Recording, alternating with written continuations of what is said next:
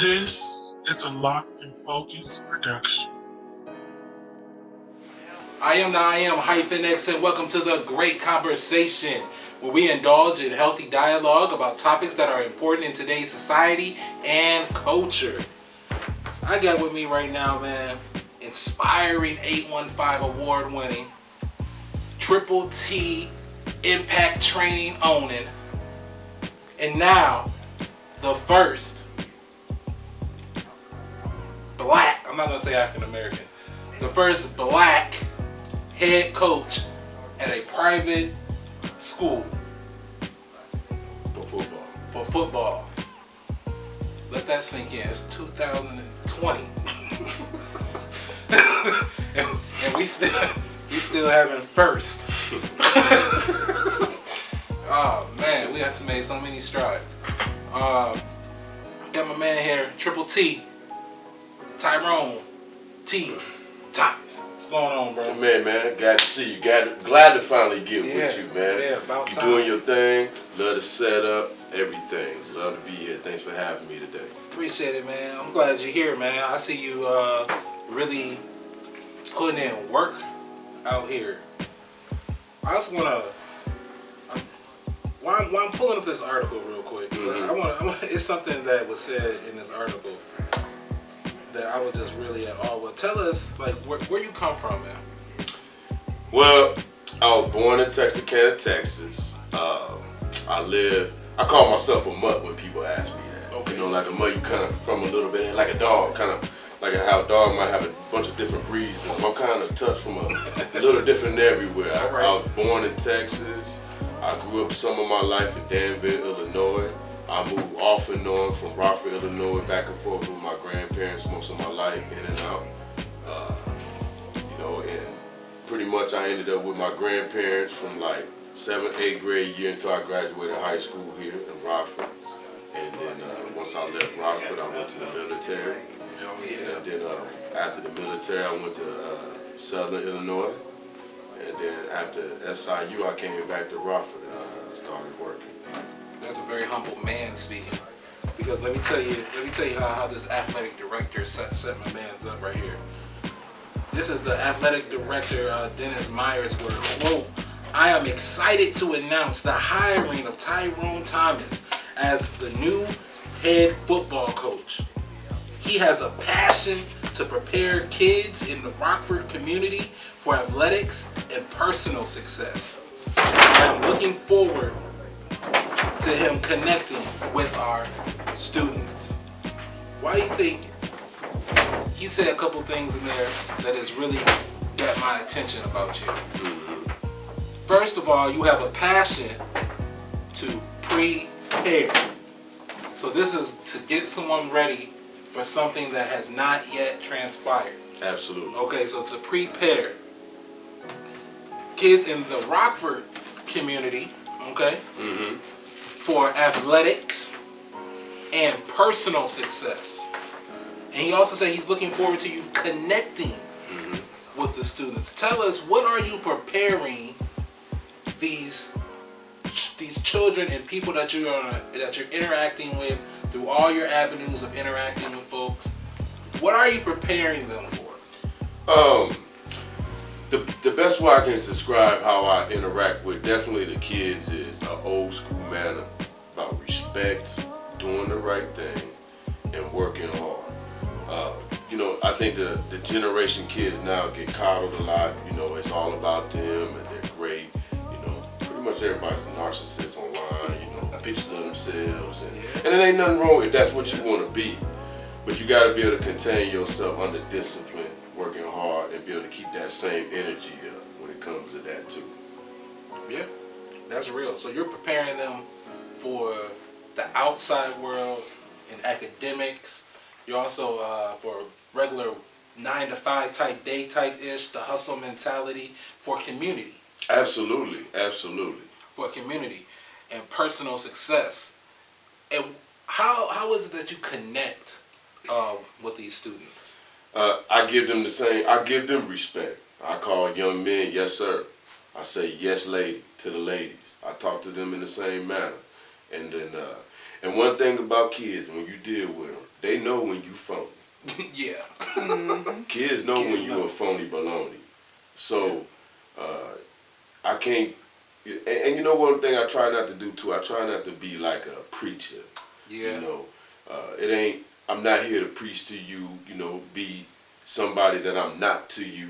I just want to be real to you, and that's it. Cause that's what I get from you. I get a realness. It's kind of just, you know, hey, this is it. Right. And that's how it has to be. No that's coming better. attraction. No long credits. Just action. Right. You know what I'm saying? Like here, Right. here I is. Right. You know, cause even like I hear that the military in your voice. I was listening to you count off for someone, and I was just like, man, like this before I read the article and I did my research. You know, and I'm listening. I was like, man, my man sound like a respectful drill sergeant. Like Right. like a respectful girl. Like you know, I don't hear you ripping down people. No. You know what I'm saying? I really hear encouragement, but what I really hear is passion. Right. Like you have a passion for helping people. So, and you deal with a lot of children in our community. Now, one thing that you said that really kind of stood out to me right there, that you believe that children are too coddled. You know what I'm saying? You also use the word narcissistic. People are just really narcissistic in today's society. So we have coddled people who are narcissistic. What kind of turmoil does that make? Well, this is what I see. Most kids today, instead of having somebody really disciplining them, letting them know how, you know, when you do something wrong, you have to have some kind of repercussions for that. Yeah. No matter what it is, that's how you learn to do better. And what I see a lot of times is that these young kids, they grow up, they're not used to people getting on them or chastising them, and they go out in the street, and when kids do it, they get in their feelings. And you know what happens when they get in their feelings? Then they pull that gun, and then they shooting people. And that's just how I look at it. Instead of having a, you know, take a deep breath moment, understand how to, you know, resolve conflicts and stuff like that. So I take pride in making sure I'm disciplined and stern, and make sure that, you know, it's out of love though. It's not out of malice. Right. So what I'm hearing you say right now is that when you have someone who's narcissistic and someone who's been coddled, then you lose discipline. You know what I'm saying? So that's what you're doing. You're instilling discipline into anyone who has interaction with you. Absolutely. You have to, because that's really how you gain the respect. You know, it's about yes sir, no sir, speaking to the adults as you walk in the room. Doing the little things like that will get you the job, or gain you the respect. Yeah, that's very true. Now, I'm not a rocket scientist, but I'm gonna go out on a limb here and just assume, and I'm gonna say that you grew up as a young black boy. I grew up as a young black boy. I think so.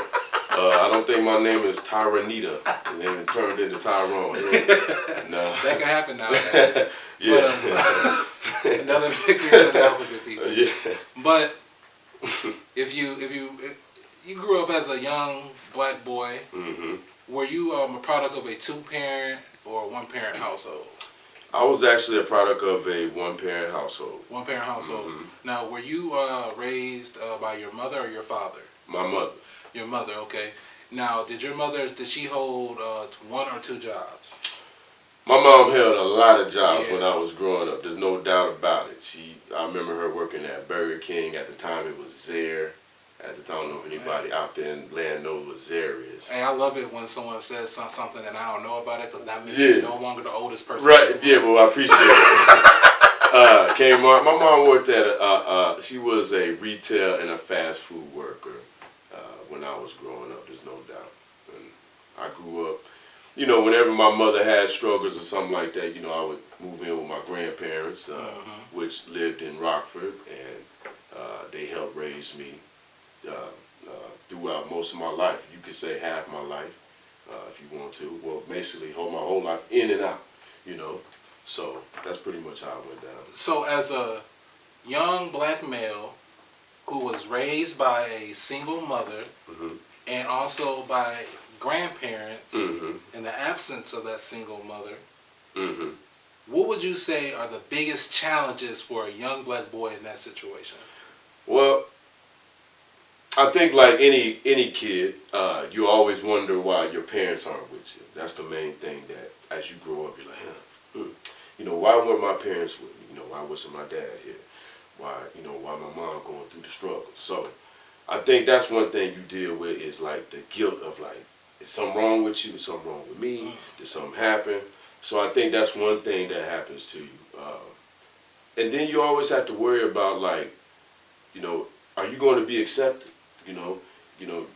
You're an outsider a lot of times, and maybe some family disputes or non-family disputes, and you scared of stuff like that, because I has to be scared for any kid getting moved around. Because it definitely was for me. You know, you go from being with your mom for a while, then you move in with your grandparents. Then when things get good with your mom, you move back in with your mom. So that can be a rough cycle to keep cycling through.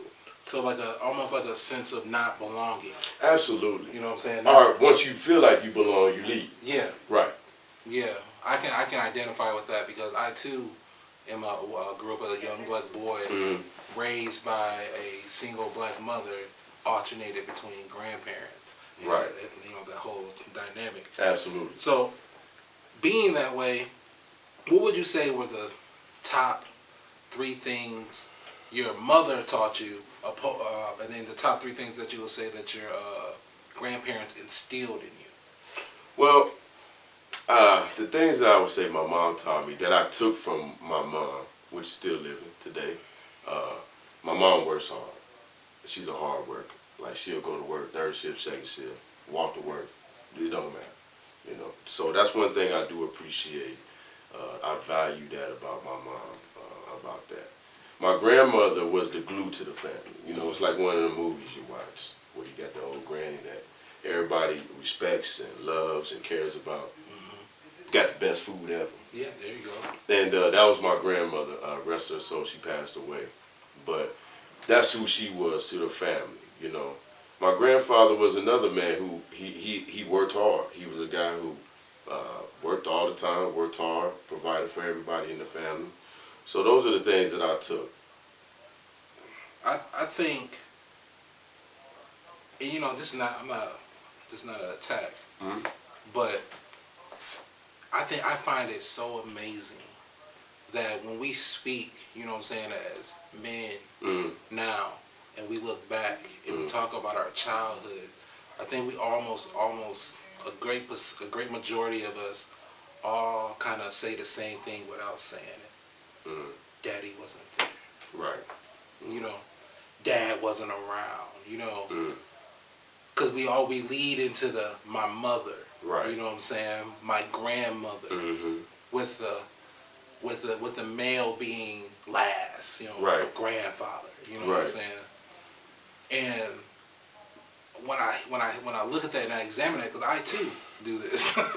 You know what I'm saying? I too. And when I look at it, I think that is the biggest challenge for being a young black boy growing up in America is absentee fathers. Right. And I believe that a lot of that has to do with not really understanding A, what sex is, not understanding what it is, and B, not having a firm understanding of what a family is. Right. Just because a woman or a man is a single parent, I'm sorry, they're a single person, doesn't mean that they're a single parent. Oh, absolutely. You know? Absolutely. And I think, so when you take away the male figure, like you said, that lack of discipline, so now you have the coddling. Not saying that mothers can't discipline. Right. Not saying that at all. Right. But I know that when I used to get out of line, you know, my father wasn't there, but my mother would then hand me over to whom? My grandfather. You know what I'm saying? An uncle. You know what I'm saying? An older cousin. You know what I'm saying? Who happens to be a male who could take care of it. You know what I'm saying? Take care of the situation. What do you think is the male's let's talk black male. Mm-hmm. What is the black male's role in the black family unit? Well, as the head, as the leader, as the person that when there's problems that go on, he sits the family down or sits the appropriate people down and figure out what's going on to lead through the storm, you know. And you have to have love too. You have to. It's something I always tell my 7-year-old all the time. Like, you can always kiss me. I'm your dad. You know, don't ever get it twisted just because we men and what society think. I'm your dad. You can hug and kiss on me your whole life. You know. So I think that's the one thing that we gotta have more power of. Showing our young men love. Being able to hug a guy and tell him you love him. And stop making that like that's taboo. It's not. You know, our young men need that. You know. So I think that's one thing that is very powerful for us. That generational love, like that love coming from someone Right. in a different generation, because they do it amongst themselves. Mm. You know what I'm saying? Like, you ever called gangbangers? Mm. You know what I'm saying? They love they niggas. You know what I'm saying? Mm-hmm. Like, they love them. Like, Mm-hmm. this is my guy. You know what I'm Mm-hmm. saying? This is my bro. You Right, know? right. Like, so, like, just having that generational type love, you know what I'm saying, coming from someone older than them in a non-perverted way. You know what I'm saying? Because I think the love has to be real too, because I mean, even if you in a gang, you always have to assume that the love is coming from a place of the gang. You know, now whether it's real or not, but what's it say with a father? I mean, your father can disappear and come back, or y'all can go out of town or have an issue and come back, and the love is still there. You leave that gang, and you have a problem. That love ain't gonna be there no more. yeah, I guess that's true. You leave that gang to that old school type absolutely. gang. Yeah. Well, that's where. Yeah, to that old school Right. type. Yeah. The new gang, I don't know nothing about. I don't know too much either, but from what I witnessed, you know, from what I witnessed, it's not the same thing. You know what I'm saying? Gangs are totally different now. It's totally different. Because you know, that was a level of respect. They had pride. You know what I'm saying? Right, and they never messed with women back in the day. Oh man. When I was growing up and it was gangs, women were never targets. It was like women were targets, and that's one thing that's really different. They don't care. The respect towards women has fucking dwindled. I will say that. Absolutely. Because it definitely has went down. You know what I'm saying? But I think that came from women not wanting to be women no more. You know think what so? I'm saying? Yeah, because what's the expression people like to say? What's that? Step up like a man, get punched like a man. You know, like men when women stopped desiring to be women. Mm-hmm. You know what I'm saying? Start looking at being a woman as a handicap in society. Right. You know what I'm saying? Because there's things that men can do that women can't, and things that women can do that men can't. Mm-hmm. You know what I'm saying? That's just biology. That's just how it is. Mm-hmm. You know what I'm saying? From bone structure to density to brain size, Mm-hmm. like there's a difference. Instead of taking a pride in that difference, they started to view that difference as a handicap. Mm-hmm. You know what I'm saying? And we, as men, some of the elite did go ahead and exploit, you know what I'm saying, women in that manner. Mm-hmm. But when women stop looking at being a woman as being something to be proud of, how can I be proud that you're a woman if you're not proud that you're a woman? So when you say proud, what would you say is the proud things that they need to exhibit? Like, I think a woman should take pride in a clean home. I think a woman should take pride in making meals for her family. I think a woman should take pride in, you know, having a man. You know what I'm saying? Or having her man. Like, he should worship her just like she should worship him. You know what I'm saying? This is my mate. This is who I chose to be with. You know what I'm saying? Have some sick sense of pride in that. Instead of that, this is my, I gotta do it. Right. You know what I'm saying? Yeah. I gotta do it. Like, don't bring me my plate and shove it in my hand. I could have made my own damn plate. Like, you know what I'm saying? Like, Right. Like, and now keep in mind, this is coming from a young black boy raised by his single mother and traded off with his grandparents. A lot of time with the grandparents. So that's a different generation teaching me how man and woman interact. And that's interesting that you say that, because when I was with my grandparents and my grandmother was living, she was very attentive, cooking, doing the laundry, you know, stuff like that. So I totally understand where you come from, with that. My view on it is, how I perceive it is that I like a woman just to be my partner. Yeah. Partner. You know, we can be like just a partner. Like we partners. Like we partner in making our finances strong. We partner in making our children strong mentally. Like we partners in stuff like that. I don't really mind if a woman cooks Monday, Tuesday, and I cook Wednesday, Thursday, Friday. Exactly. You know, it don't. That part doesn't bother me. The only part that would bother me with any woman is just not. I think that both parties have to support each other's dreams the most. I agree. I think that's the biggest thing you gotta have with a woman when you deal with her. That she take on what you love and you take on what she loves. And y'all support one another in that way to the utmost that benefits the unity of you two. I agree with that. Now, have you ever seen your mother display that towards a man? Well, I can say, yeah, my mom, she was with the same man, I could probably say 30 years. Now that being with somebody don't mean what you say. Yeah. Now they were together. It was rocky when I was growing up. He was a lot older than my mom. But I tell you what, she was loyal and she loved him. I did see that. Mm-hmm. You know, no matter their faults with each other. If I take the faults, I can put it all over here. Okay. Now, if I take the good that I got from it, I saw loyalty. Them two were loyal to each other. You know, they stuck with each other for over 30 years. I agree with that because I learned that from my mom. I saw that in my mom too. She was her and my dad, very rocky. Mm-hmm. You know what I'm saying? Mm-hmm. But I seen like. They showed me what love was. You know what I'm saying? As dysfunctional as society may have deemed it. Right. You know what I'm saying? But you know what though? But you can either be a person that's like, every time something bad happens, you take the negative, and that's what you dwell on. Yeah. Or you can take the negative and be like, I'm not gonna be like this. I'm gonna teach my kids that this is the negativity that you shouldn't be on. That's how it should be. You should, you know, it's how you flip the pancake, man. What side you gonna be on? You know, the cold side or the hot side. So just take the negative stuff that you get from your family and transfer it, instead of you turning into the negative stuff that you see as negative, turn it into positive for your family. Exactly. You know what I'm saying? And don't make excuses like, oh, I went through this when I was a kid, so this is why I'm like this. You know, this is why I treat you like this. Just say, hey, just be different and be conscious of being different. And I think a person that can, you know, admit that, say, hey, I'm like this because this is what happened to me. Right. I think that's a very smart individual. Absolutely, man. But they don't have any follow through. You know what I'm saying? Because they get stuck right there.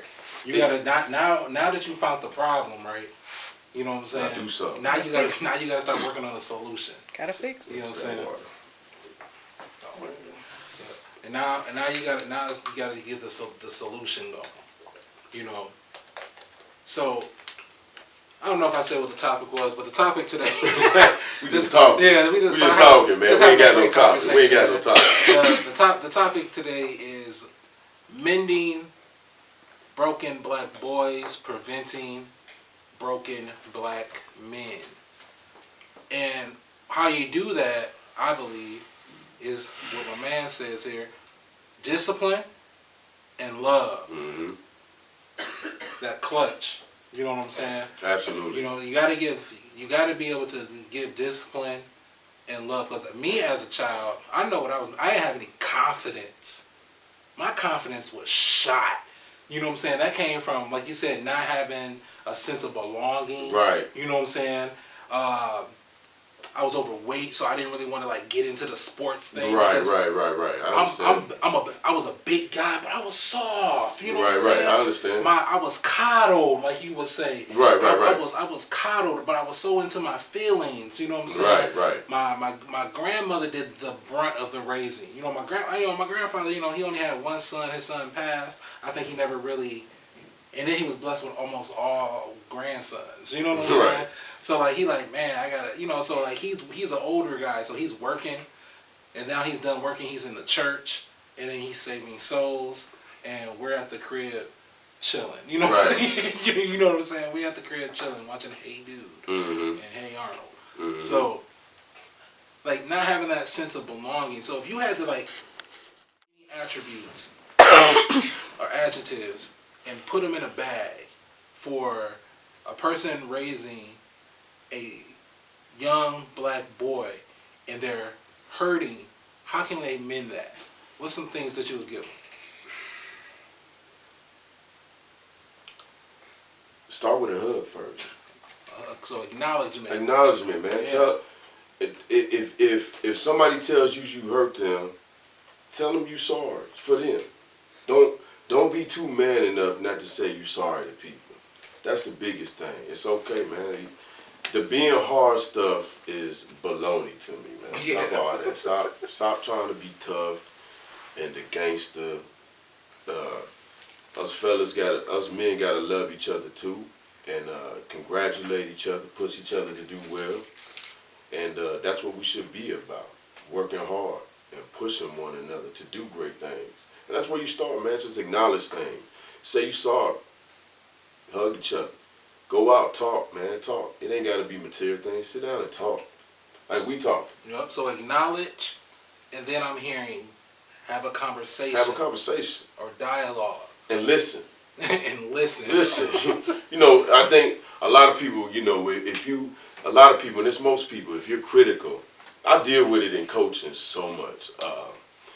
I deal with parents and kids that I have to sit down and tell the truth to. Like, hey, it is what it is, you know? And you realize when you deal with a lot of people like that most people aren't equipped to hear something they don't like. You know, most people aren't. They're not equipped for criticism. They're not equipped. And this is what we were talking about earlier. Yeah. You know, the first time somebody tells them that, you know, your kid might not be this good for that, they mad at you. Yeah, you hating something. I'm just doing my job. Right. And the problem is that the truth is the thing that should make you free. So if I tell you that your child needs this to make him perform like this, instead of looking at me and fighting me on it and trying to prove something that I'm watching every day, just take what I said, the tools that I said, and use them. And go. I never really hear a coach talk like that. You never really, not like you said, because now it's about the participation trophy, right. The coddling. No. So you will sit here and you will tell, like, hey, come here, your son or daughter needs to do this, or he needs to excel in this. Because right now, so you grade now here. Well, you have to grade. Yeah. That's my job. Like, yeah.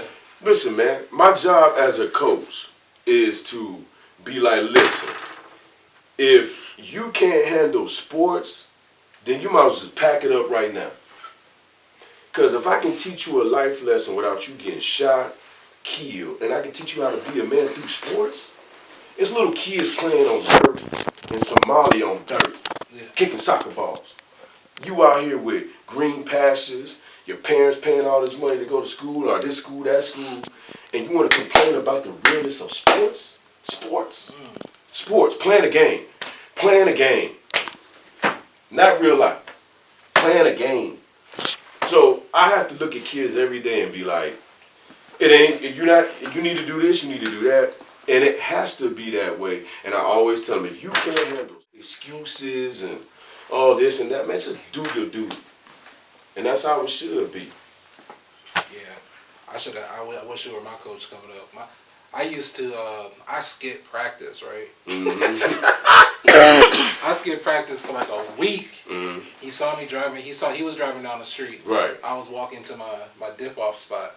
Mm-hmm. My grandfather would drop me off at the school every day. Right. But I'm not going to practice. I got hit Right. You know, I ain't like He it. was like, hey, no. I was a big guy. I'm not used to getting hit and somebody taking me off my feet. Absolutely. You know what I'm saying? Absolutely. I hit that Football ground. is very hard, man. I hit that ground. My confidence never got back off. So I skipped for like a full week. He saw me. He was like, hey, so you done? Right. I said, yeah. Mm-hmm. You know what he did? What? Drove the fuck off. Right. You know what I'm saying? He drove up. I respect him for that. You know what I'm saying? I really do. But me, by not always having a sense of belonging, I've always wanted somebody to come get me. Right. You know what I'm saying? And you know, that's the balancing that Yeah. as coaches we have to play. That, well, I can only speak for me. Yeah. So you play this act, balancing act with kids. You know, you have a bad kids that might rebel against you in the system, right? And then on the other end, you have your conscience saying, do I let one bad kid spoil the bunch, or do I try to save everybody? And see, that's the issue that you juggle when you're trying to do the right thing by kids. Do I let a kid that I know is just going to come here, distract other kids, cause a problem for the coaches? Or do I try to do everything I can and to try to save this kid?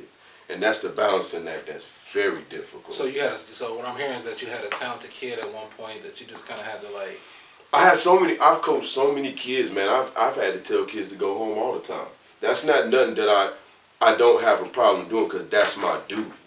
I'm going to do my duty. Now, the conscience in me, I might go home and beat myself up. Right. But my duty is to perform my job. And my job is to save the men that want to be saved. Y'all hear that? That's my job. So if you just laying down, if you just drowning and not kicking, you might sink. You know what I'm saying? Because I agree with that. I agree with that wholeheartedly. I tell my business partner all the time, like, it's not about unifying with everyone. No, you can't. It's about unifying with the right. Everybody don't want to unify with you, man. Yeah. Everybody don't like Coach T. I'm not everybody's cup of tea. You know, everybody don't want to mess with Coach T. Mm-hmm. You know, I've had people hire me in my training, and soon they hire me, and to pay me the money, and as soon as they kid cry in my training, they take them out. And still pay me, but they'll take them out. Now, what does that tell your kid? This is training. This ain't life. This is me saying, jumping jacks, push-ups, run. So that's it. They're training them how to quit. Exactly. Yeah. You hit it on the head. So, like, if you can't have the passion to do something like that, then life is going to be real hard. And I see it all the time in my profession. That's all I see. It's a revolving door of it. Tell me about one triumph story without you, like a kid that came in, was just started at a D, ended at an A or I mean, you see it all the time in the guys I train. I can bring up James Hart. Young man came to me his freshman year.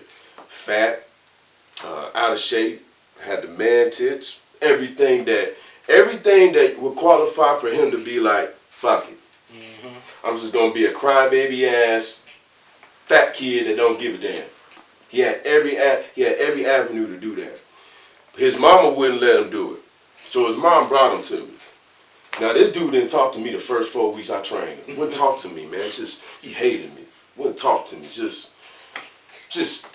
He wouldn't disrespect me, right, but he just wouldn't deal with me. Right. And his team just won a national championship. You saw him on the news. That was him. You know, he went from not caring about sports no more, like I can't do it, to, hey man, I want to go play college ball, and he accomplished it. And that's what it's all about, man. What that do for you? What that do for you? Man, it gives me pride. You know, pride. Pride, boy. Yeah. I can tell you feel that. Because you seen him come and not like, he hated what he was doing. And now he had a passion. Absolutely. And you helped bring that out of him. Absolutely. You snatched up out of his soul. Absolutely. So these mothers, like a lot of your clients, like their mothers are bringing you to them to toughen them up.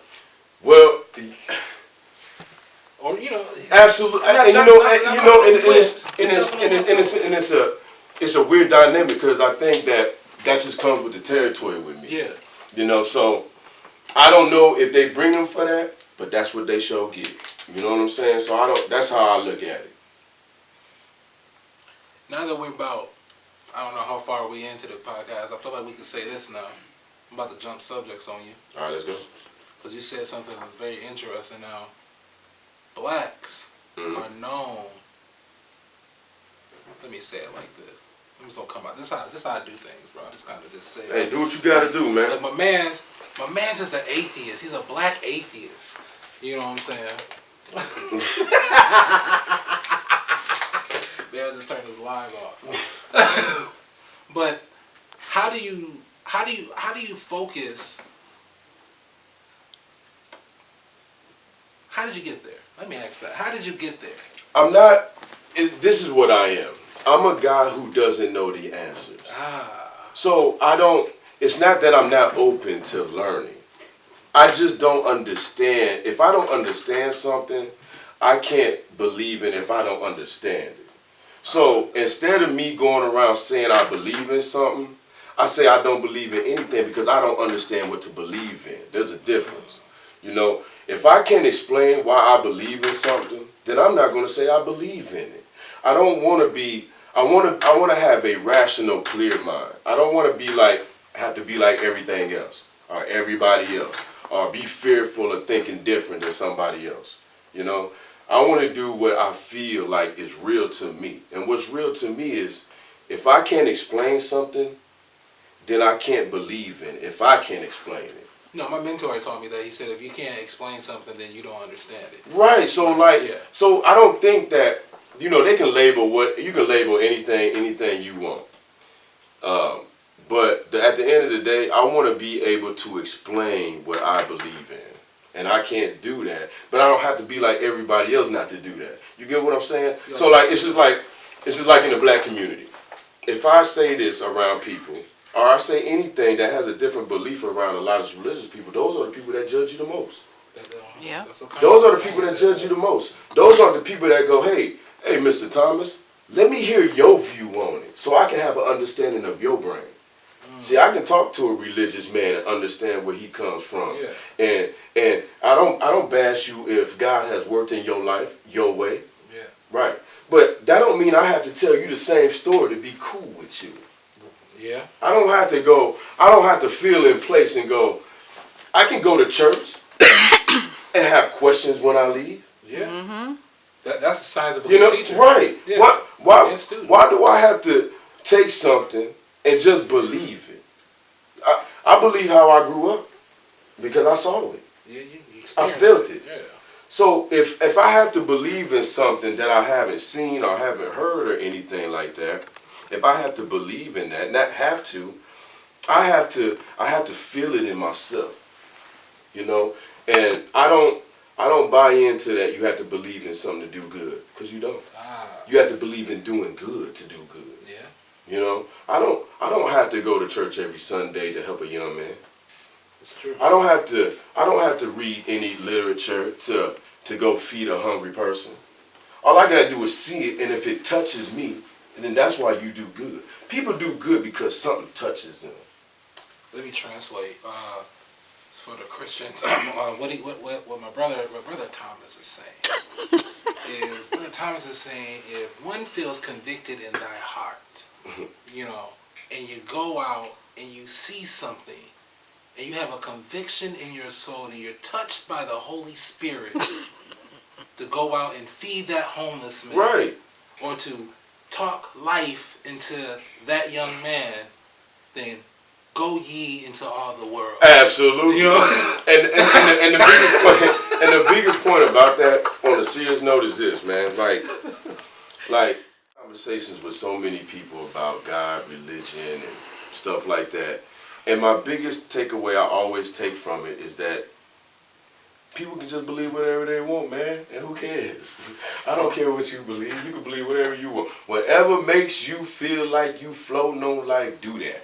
Whatever you feel like is good for you, you can believe in them shoes you got on right, them Adidas.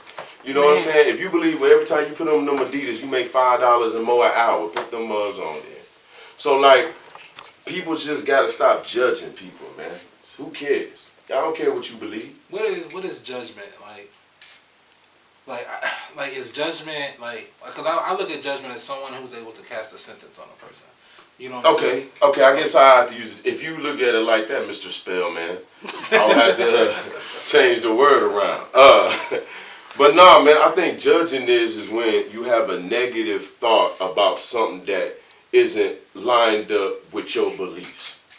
And now you judging them for it. So, for instance, if a young lady at 16 has sex and there's a 22-year-old girl that's still a virgin.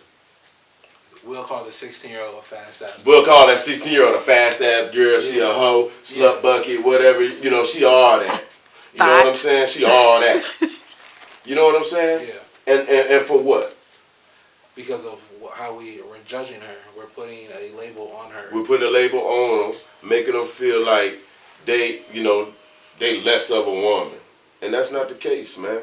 So that's how I look at it.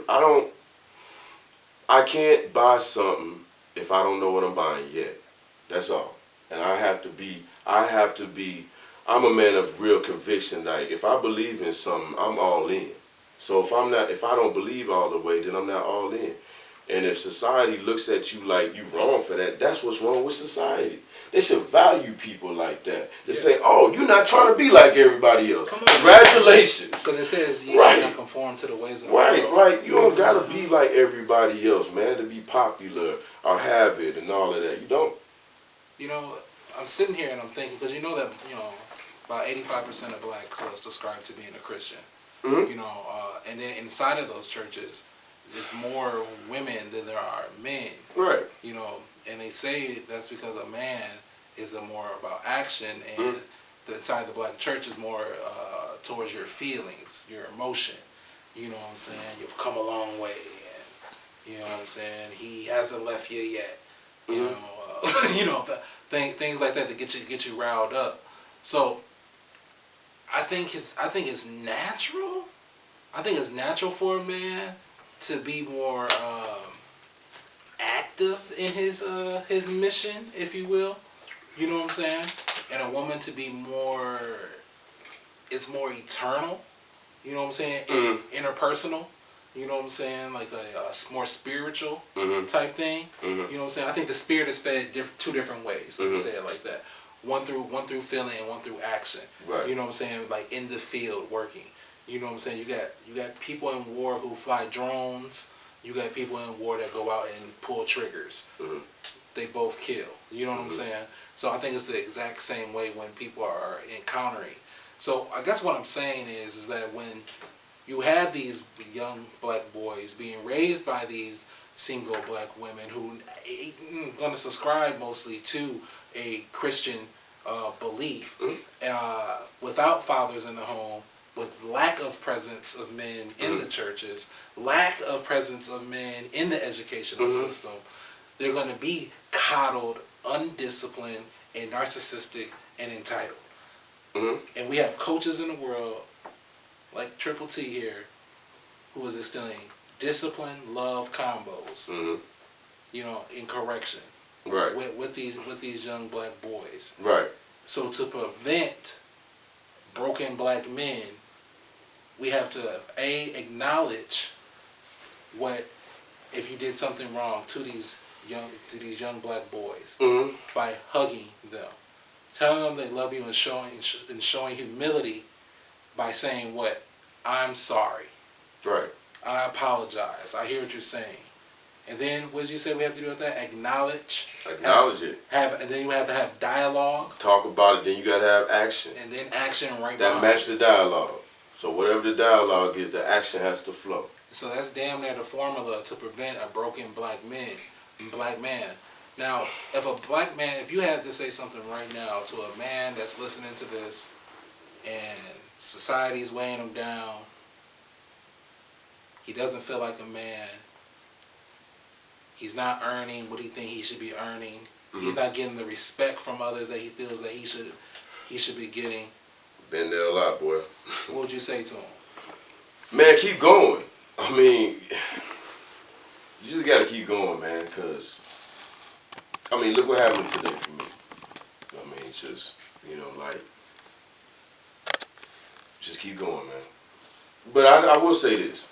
Find people that have the same mindset as you. There you go. Because that'll push you to do good, man. You get around people that's like, man, get off that and get your butt up and let's go. You need that. And you also need people that's real around you. And real to me is telling your friends when they acting like dummies. You know, when your friends getting out of line and you care about them, you're supposed to be like, look, man, don't do that. That's not cool. That's not what's up. Don't be a friend that enables and think that's friendship. Yeah. You know, everybody think that's friendship. Oh, my girl let me do this, my dude, you know what I'm saying? That ain't friendship. Friendship is the person that put you to the side and be like, if you do this, the consequence is going to be this, so how about you don't do this? Right, don't wait to say, free my homie. Don't. R.I.P. Because you know how it is, everybody get hyped up to do something. Right.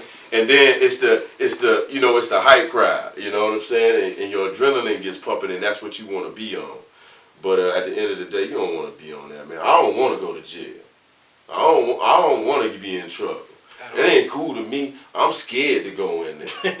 I admit it. It ain't nothing that I want to deal with. Right. It's not like I'm like, I think I'm a little jealous. Yeah. It ain't nothing that like a guy like me. I'm not into that. 3 cots. 3 hots on a cot. Yeah, man. I've been seeing them Mississippi State videos online. Man. And I'm like, oh, hell no. Seatbelt, double click. Right, and if we want to stop the school to prison pipeline, we got to start teaching, consequence to actions. I got boys. I got 2 boys and a girl. So, like with my boys, I'm raising them like, hey, you are free to do on this earth whatever you want to do. Mm-hmm. You're free to do whatever you want to do. Mm-hmm. But each choice that you make has either a reward or it has a consequence. Right. You got to see the end game before you even make your decision. You know what I'm saying? So don't ignore that gut feeling. This is how I'm teaching. I'm new to this girl thing, but this is how I'm teaching my boys. Because I grew up a young black man. Mm-hmm. You know what I'm saying? You ever just get away with so much stuff? You know what I'm saying? And then all of a sudden, what you did before, it don't work. I can't get out of it this way. Let me try this. I can't get out of it that way. Right. Now you gotta own up to your bullshit. Absolutely. You know what I'm saying? Now you gotta face that consequence. So the reason I had to face certain consequences is because I made decisions without seeing the end game. Right. You know what I'm saying? I ain't see it. You know what I'm saying? I heard it. People were telling me about it. You know what I'm saying? But I'm Danez motherfucking Cochran. You know what I'm saying? Like, I do what I want to do. You know what I'm saying? When I want to do it. I've been getting away with it for so long. Mm-hmm. You know what I'm saying? But now the system not going to coddle you. No. You know what I'm saying? They're not going to let you. You can't be narcissistic in jumpsuits. You know what I'm saying? Like, it's impossible to do. You know what I'm saying? Like, it's not designed for you. So, for the broken men out there, you know what I'm saying? If you're already broken and you realize that, that's the first step. See, those are the type men too, man, that I think should go find a church. They should go to a church. If you broken like that, go to a church. Go to a church and ask your community to help you. Because that's how I look at churches. Churches should be the community that helps. You know what? That's how it should be, man. If we got broken men, we should take them to the church and let them help them. And we should pull our community up by, it's like the thing I say, man. If it's about religion, whatever you do, just do it. If you're gonna be in the community, do it at a high level then. So that's deep. So go ahead, because I agree with the statement. You know what I'm saying? I think you should plug in. You know what I'm saying? Plug in, like plug in somewhere. They should have they should have structures every time, man. Skip going to Sunday service. Go to let's go find all the men Sunday service. Oh yeah. You know what I'm saying? That's how I look at how the church should be. My mind get to moving. My mind get to moving. But maybe we should do an all-male worship. Right. And why not go get all the dudes Why not get all the dudes, man? Like I ain't got Like a million man march. right, but see, that's the thing about. But see, that's the thing about when I say that. That's the thing I say about what I believe in. Yeah. See, I ain't gotta believe in no entity to do that. Yeah. I ain't gotta believe. I ain't gotta go around prophesizing to do the right thing by people. Yeah. You ain't gotta do that, man. Why don't you just do the right thing by them? Just do it. Convicted in his heart. Just do the right thing by people, man. You ain't, you don't. That's it. You know, it's like, look at me. I'm a coach at a Christian school. Yeah. Hey, everybody there. That's all cool. tying in my head That's right cool. now. That's cool. Like, Yeah. that. Hey, you. And I've told Christian Life they didn't know what they did by hiring a black coach like me. There, I told them, y'all don't know what y'all doing, cause it's about to get hyped now. You know, y'all ready for some real outreach? Yeah. Let's see. Hey, Quinn, Let's set my see. man's up. Let's see if you ready to stick your foot in them communities. Let's see if we ready to do that. You know what? Let's see now. Let's see if we can take the kids that you want to help save, and let's see if we can get them here with me now. Now they got people that look like them now. Yeah. There. You know? So let's go and help them now. And see, that's how I'm looking at this whole head coaching thing.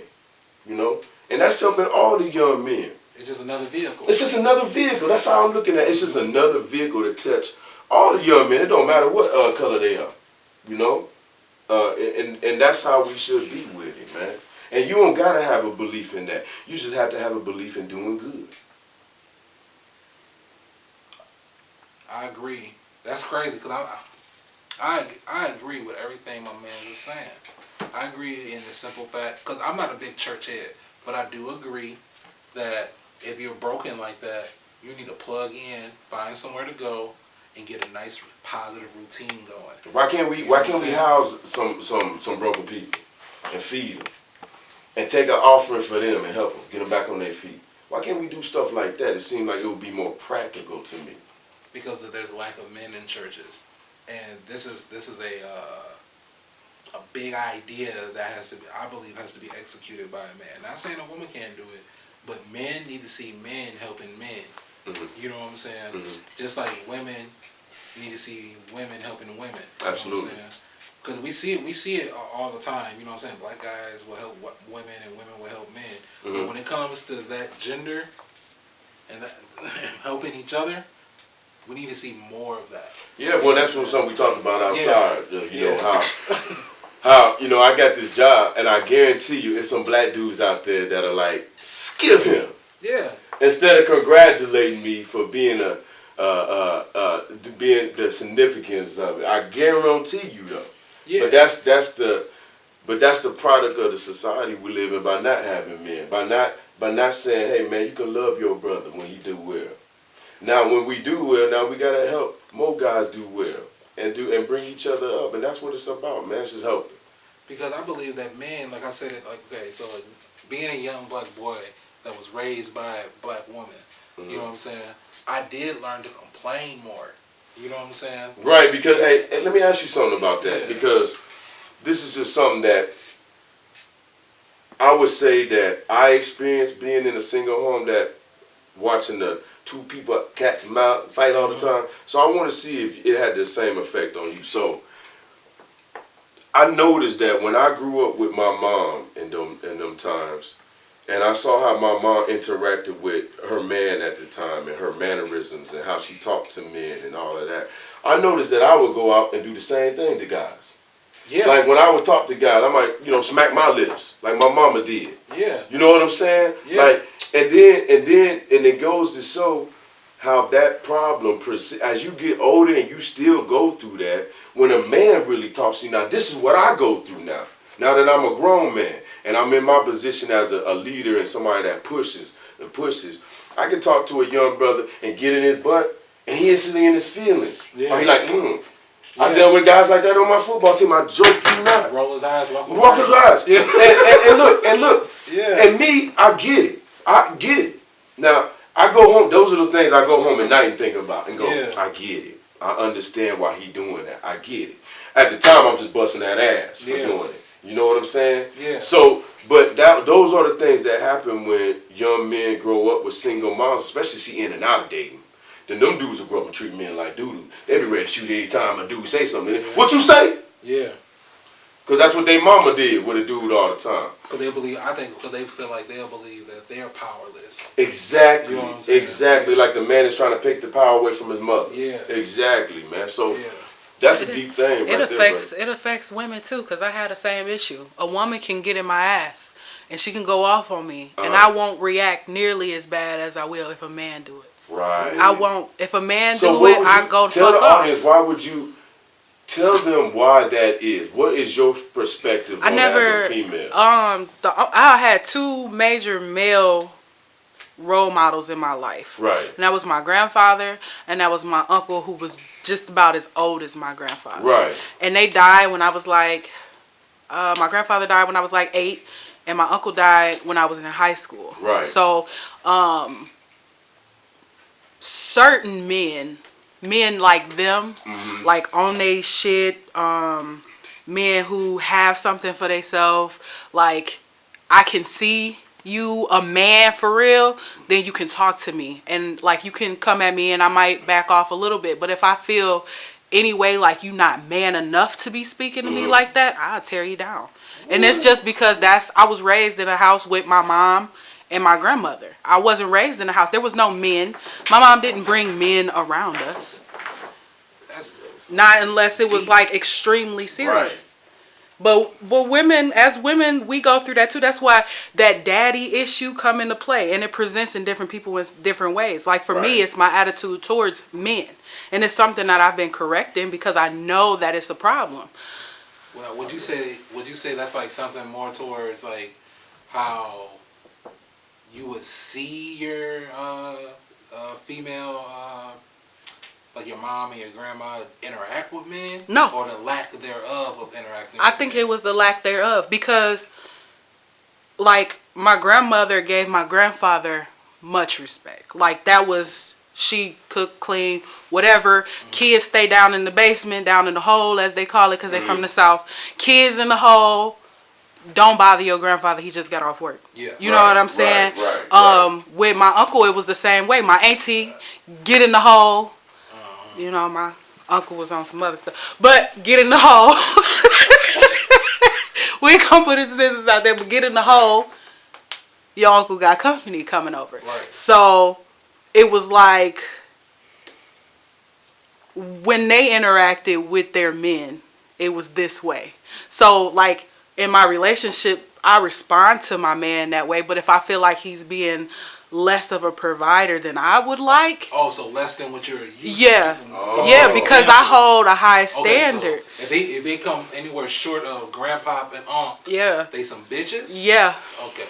Yeah. I want to make sure, cause I'm trying to see where the cattiness will come from. Yeah. You know. That's where it come from. How would you say your interaction is with women? Oh, I love women.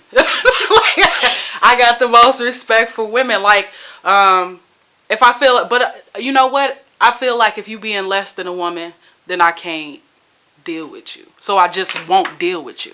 You know what I'm saying? I don't have a whole lot of female friends because I feel like you're not good enough. Right. You need to get in front of this guy. I'm sorry. I feel feel have like a round table with you over here, girl. What you doing back here? Because that's what happens. Like we don't talk about right. These things they raise right. You. That's real, and that's real. Hearing from a black, a lot of women should hear that. That might be charged up enough for it to sit there. Yeah, like a lot of people gotta just. My thing is, like, I had to identify what was wrong with me. You know what I'm saying? Right. Like, I had to, and I had to start making solutions. You know what I'm saying? Because that's what mending is. You know what I'm saying? I don't think people really understand what it means to mend. You know, I'm mending a broken heart. You know what I'm saying? Man, you just got dumped. Going somewhere, get a new boyfriend, girlfriend. Like, when you're mending, like, that means you have a injury. Right. You know what I'm saying? You've been injured. In the mighty words of a great philosopher, you know what I'm saying? I had a sprained ankle, boy. Ain't nothing to play with. Drake. You know what I'm saying? Like, your ankle is sprained. You have to mend that back up to health. and then you have to continue to exercise that injured part of your body to get it back up and compatible to the rest of your body. Absolutely. You know what I'm saying? You have to do that with your mental too, though. Exactly. Man, it's so much more. It's all about the mental, man. Your body, you can lose every part of your body, and you still got your neck on the table. You'll feel like you're alive with a neck. Yep. You know what I'm saying? So, like, yeah, you got to get that mental right for sure, man. Something I've been learning is that toxic people cause, like, they cause trauma. Yeah, they and do. Trauma causes mental illness. And that mental illness, even though you may not think it's that, it manifests in your body and it causes disease. It causes Absolutely. anger. It Absolutely. causes depression. It causes, like, people be like, oh, they just snapped. No, they didn't just snap. Like they didn't just snap. They were triggered and they haven't dealt with that trauma. So that causes people to snap. Absolutely, it do. That's real talk. And you know how it is that anybody you deal with, you infect them. Yeah. You know, you infect anybody you deal with. Now, it could be an infection in a good way. It can be you infect them in a bad way. But I think, you know how it is. You got a circle. Then you got your circle of friends. Yeah. And then the people they know might know you. Now, you might not be cool, but they affect you in some way. Yeah. And I think that's how it is. I think that's really how life is. You know? That's the energy exchange. Yeah, I really believe that.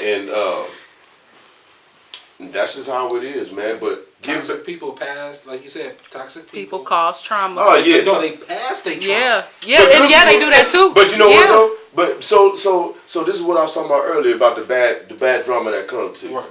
So do you take it and then you manifest it into doing the same things or acting out, or do you take it and change the narrative? Which one you gonna be? I changed my narrative. My dad is a drug head. I am not. Praise the Lord.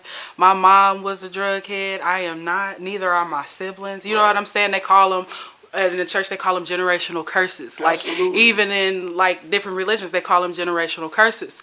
So a lot of those generational curses we putting an end to. You know what I'm saying? Right. That addiction, that all that other stuff, my daddy issues, we trying to put it into, you know, just being raised a certain way. Me and my sister just addressed the fact that I don't like to tell people no.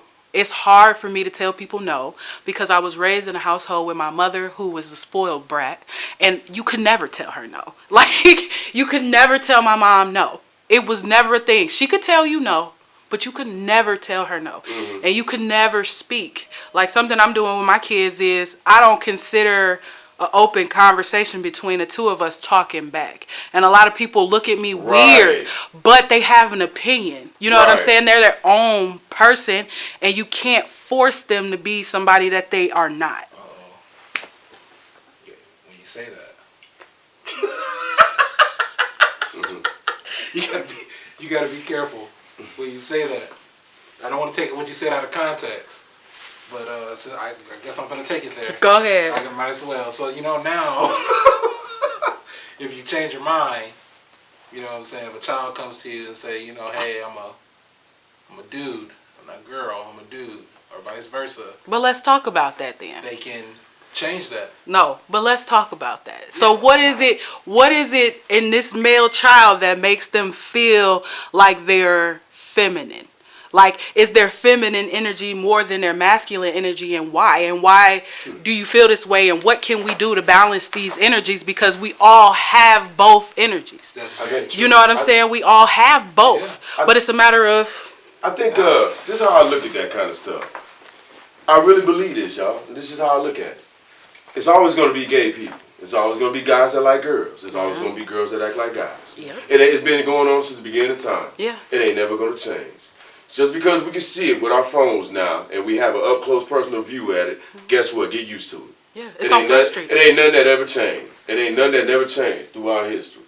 So like, either we going to stop acting like it's taboo, like we don't know what's going on, like you ain't grew up in the 80s or something to see gay little boys when you was growing up, or gay little girls when you was growing up. Like, it is what it is. I don't have a problem with nobody, man. It is what it is with me. Except now that everything's in your face. Yeah. And everybody can have an opinion. Yeah. Everybody can blast you on Facebook without getting in your face. And I don't even do, what's the other Snapchat? I don't even do that one. I haven't. Snapchat. Somebody just called me an old fogey just yesterday. One of my athletes. They were like, you don't do Snapchat, coach? I was like, man, I don't even know what Snapchat is, bro.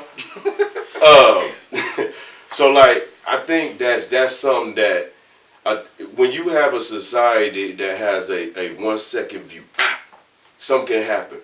We can see the death. A car can crash. You can still see people burning in the car. Yeah.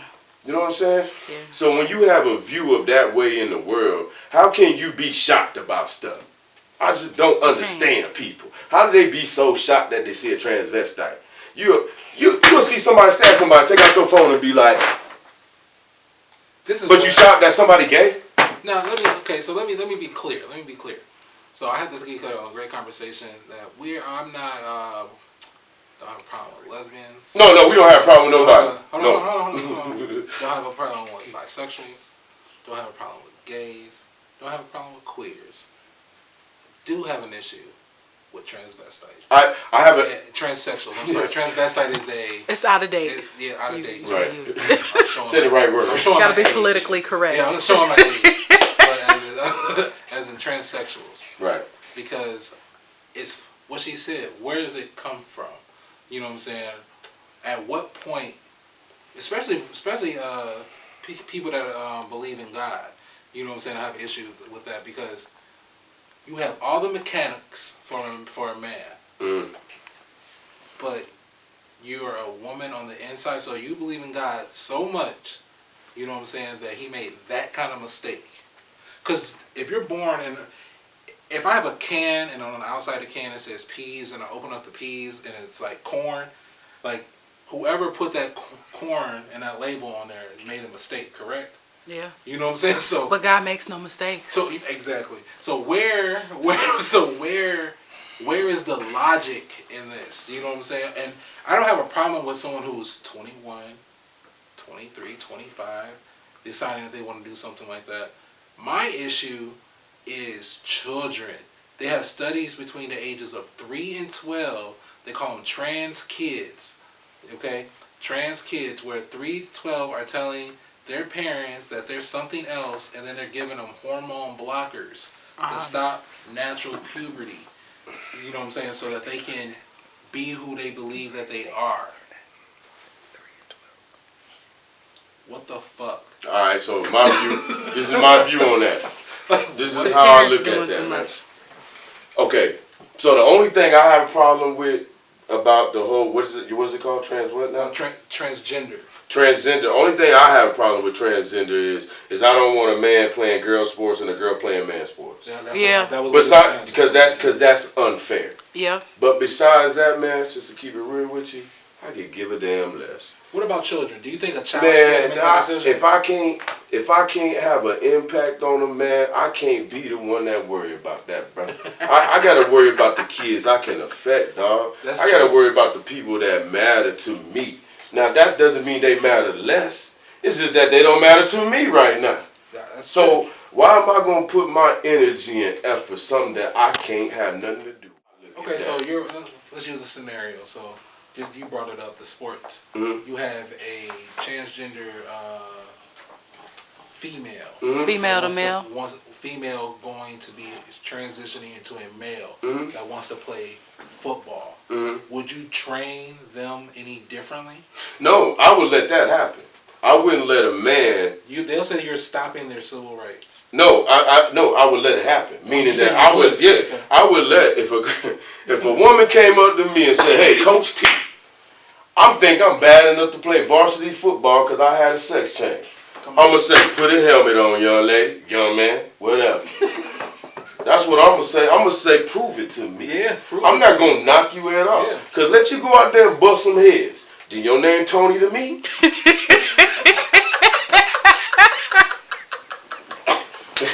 You know what I'm saying? Like that ain't gonna be. Bang! Tiny just went to Tony real Right, quick. that ain't gonna be nothing that's gonna bother a dude like me, man. I don't What? care. I You got play a football, get your hut, let's go. I got an interesting story. In high school, the football coach tried to recruit me because I knocked one of his players And over. man, I would do the same thing.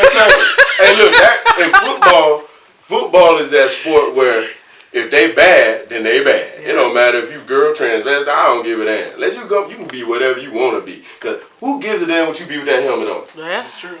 Who know what you is with that helmet on? You know? Nobody. I don't know. Nope. I remember the first girl to play football on a team out here when I was going. Her name was Tiffany Garoni, I believe. Mm-hmm.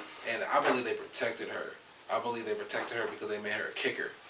You know what I'm saying? Yeah, well, you gotta. Now listen, man. I'm just gonna be the head coach of Chris. I'm the head coach of Chris Light now. If I get a little scrawny girl coming out there talking about she want a headband, I'm be like, listen, lady, you're gonna have a few options here. Number one, I'm gonna go to your parents to make sure they understand what you're getting into. Yeah. Number one. Number two, as a fair individual that I am, Yeah, you very fair. I have to see what you can do. Yeah.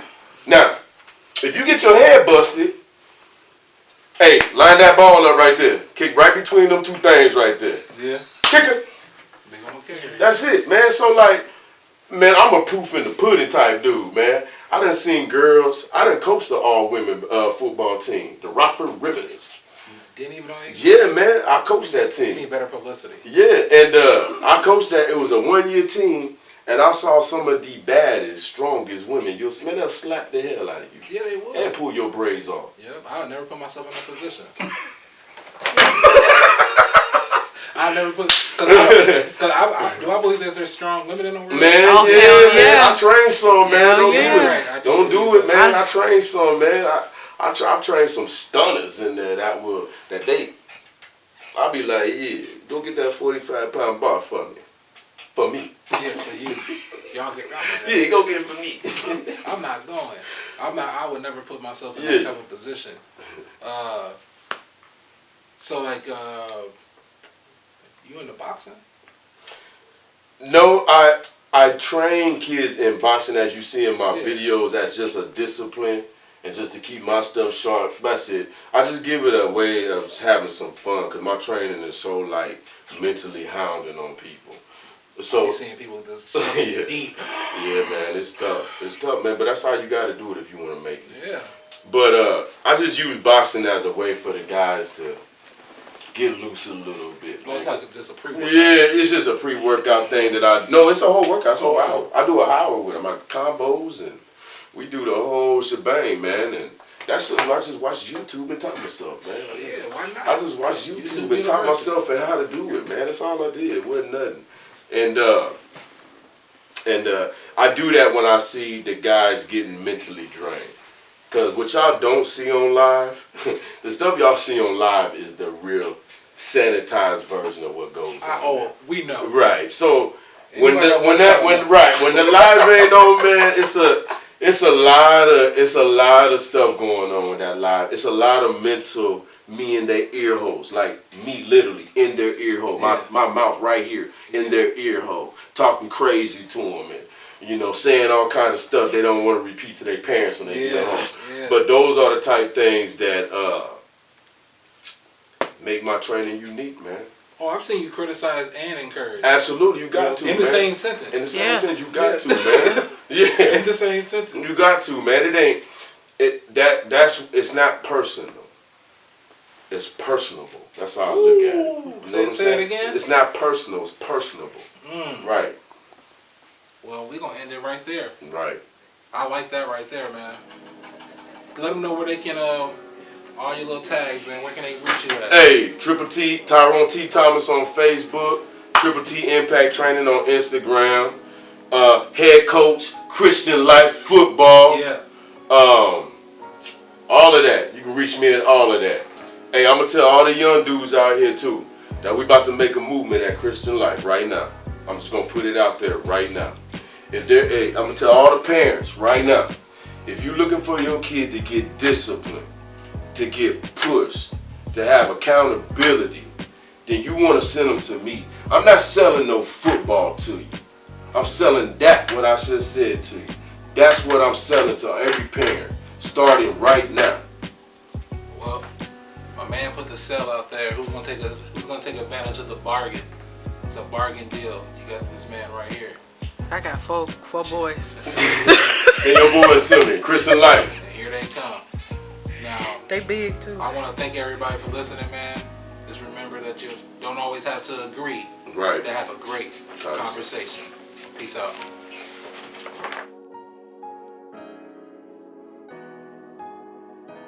This is a Locked and Focused production.